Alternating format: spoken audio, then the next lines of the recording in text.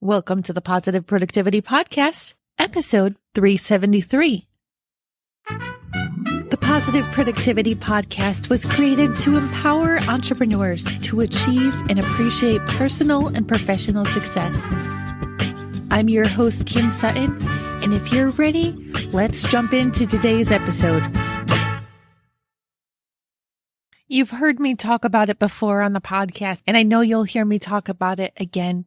But I am a chronic worrier. I do my best to stop worrying, but for some reason that worry bug always comes about and bites me in the butt.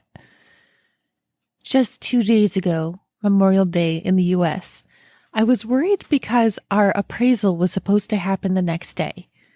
The wind over the winter had blown over a couple of fence panels in our backyard, and although I had been asking my husband for weeks and weeks to take care of the fence panels, they were still there. The appraiser was coming the next day, and he had to work. So I decided I was going to go out with the saw or with a hammer and destroy them myself just to get rid of them. Well, the universe, or God, with my spiritual belief, sent me another big kick in the butt to stop worrying.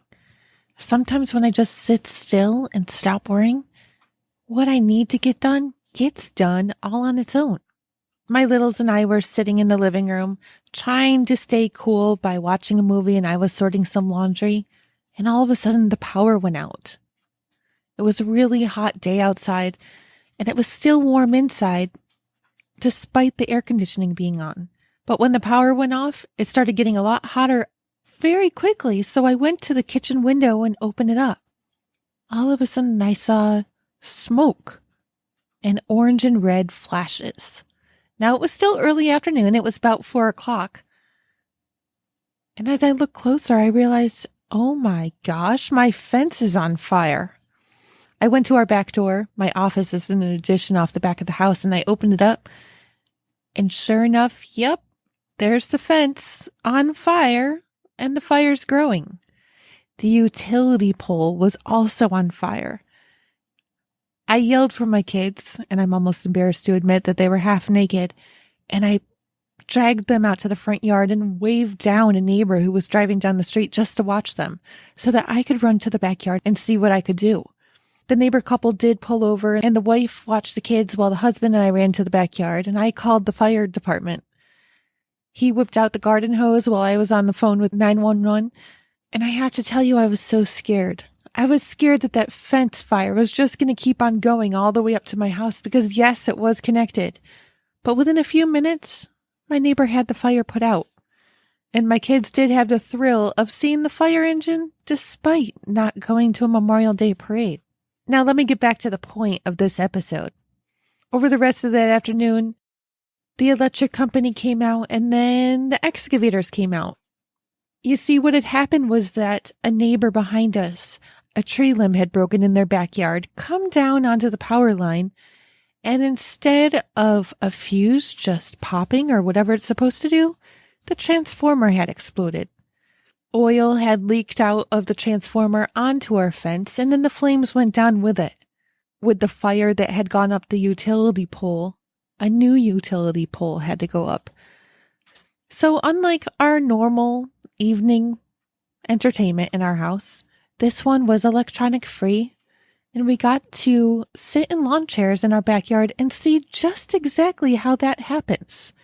As it turned out, we are getting a new fence. We did not have to take care of moving those panels because the excavation company actually had to take up that space to be able to put the new utility pole up. Are we not having to pay for those panels ourselves? But we're getting a credit to do so.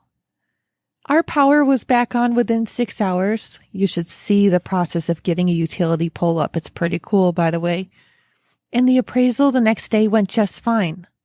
Our appraisal passed, it got us the amount that we wanted, and our home closing is going forward as expected, I hope. But that's the next thing I need to stop worrying about. When we're supposed to get this house, we will. But everything is moving forward right now. Stop fencing yourself in with worry. Stop trying to force things to happen in the way that you want them to happen. Sometimes, just by sitting still, What needs to happen will happen, but it won't happen if you're fencing yourself into one solution. Think about it.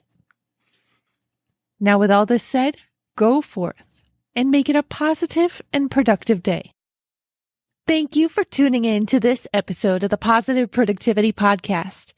When I'm not podcasting, I'm supporting 6 to 7 figure business coaches with their marketing automation and entrepreneurs like you through my coaching and mastermind programs. I want to invite you to visit thekimsutton.com to learn how I can help you take your business to the next level.